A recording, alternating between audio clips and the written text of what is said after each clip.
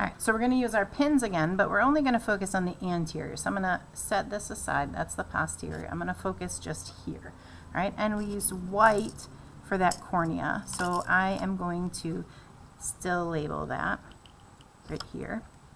That is the cornea still. And we use green for the sclera. So I'm still going to do that.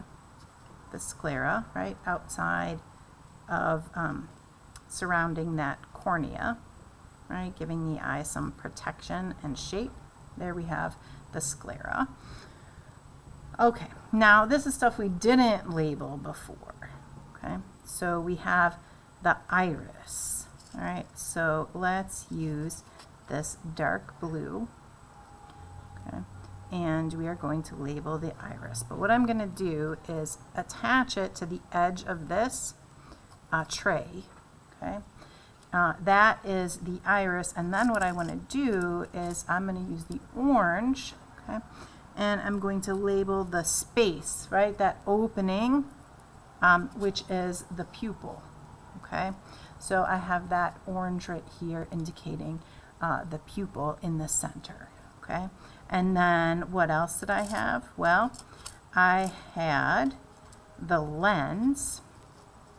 And I'm going to gently place the pin in here. I'm not going to poke all the way through, but that is indicating this purple right here for the lens, right?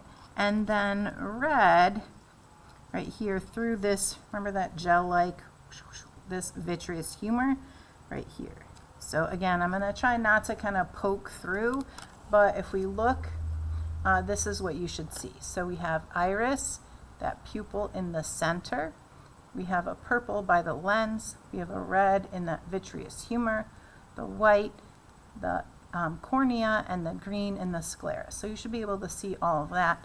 And you're going to take a picture and then remove those pins. Okay?